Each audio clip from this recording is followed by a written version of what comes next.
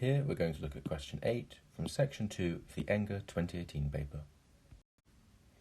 In this question we're given the following diagram, which shows a painter standing in the middle of a wooden plank supported by these two supports, Q and P.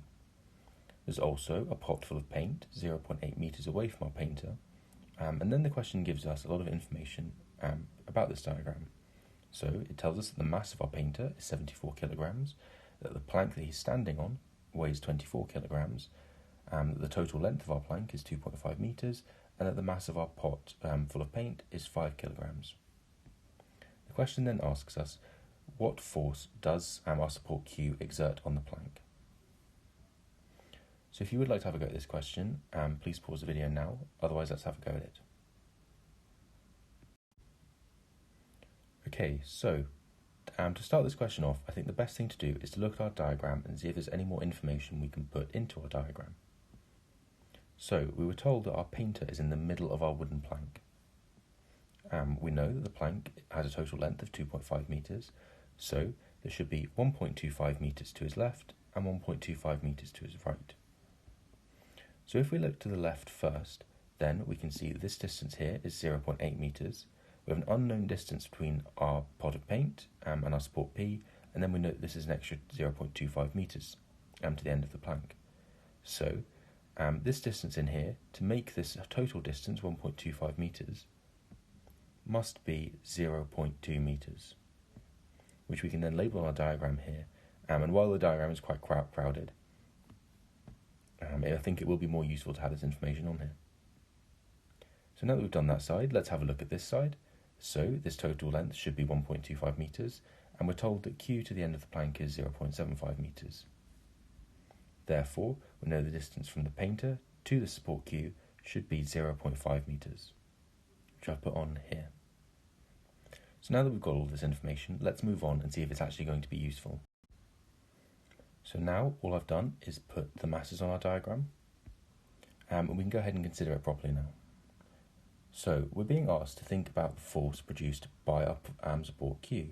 So how about we go and label all of our forces onto our diagram? Now this is going to make our diagram quite crowded, but hopefully it'll make it a bit clearer what's actually happening. So where are we going to have forces on our diagram? Well, one of the forces we're going to have is a reaction force due to our pivot point P, or support P. So this is going to be in the upwards direction. Then if we go ahead and look along our diagram further, we're also going to have a weight due to our pot full of paint, and that's going to be in the downwards direction, obviously. Next, we're going to have a weight in the middle of the plank, and this is going to be due to both our the weight of our painter and of our plank. So we've got both of these, and they're both going to act at the same point, because the weight of the plank is going to act through its centre of mass at the centre of the plank, which is where the painter is. So in the centre of the plank, we're going to have this combined weight of the two, of the painter and the plank. Then, looking on further, we're also going to have a reaction force due to our point Q, our support Q, which is again going to be in the upwards direction.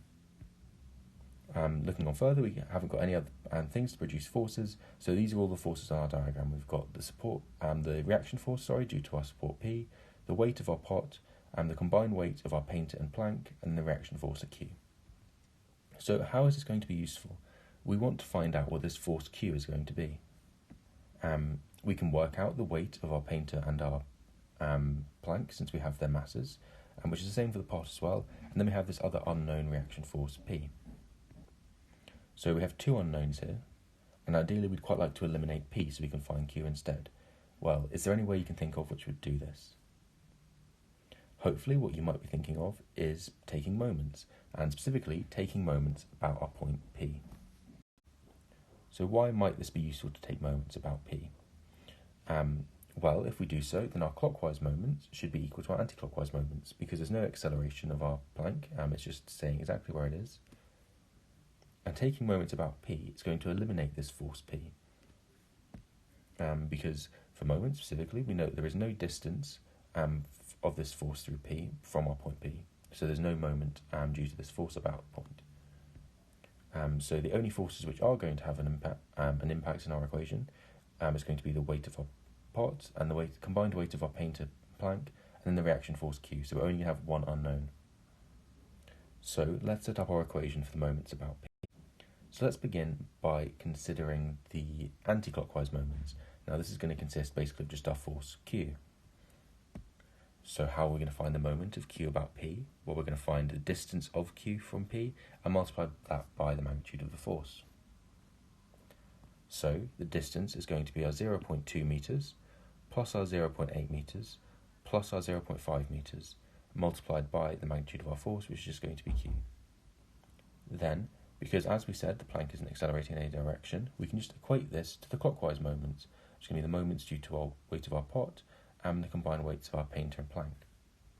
So this is going to be given by this expression here, where the moment due to the weight of the pot is just its distance of 0.2 metres multiplied by the magnitude of the force, plus the distance of our combined weight of the plank and painter multiplied by the distance, which is going to be 0.2 metres plus our 0.8 metres.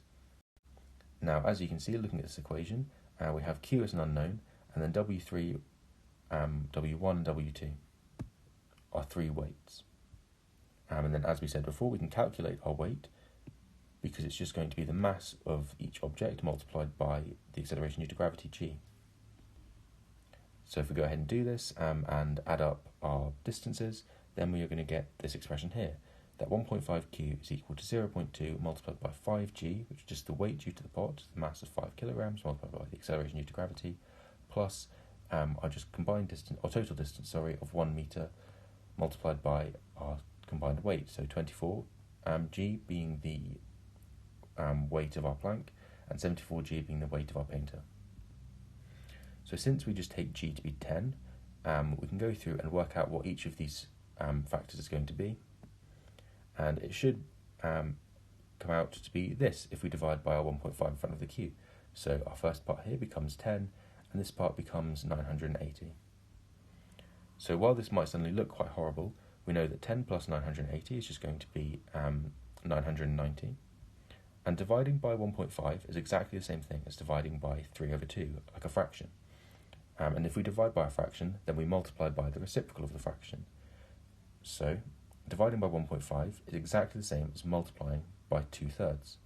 So if we try and find 2/3 of 990, it does come out quite nicely to be 660 newtons. And this 660 newtons is going to be our final answer, which corresponds to answer G given in the question.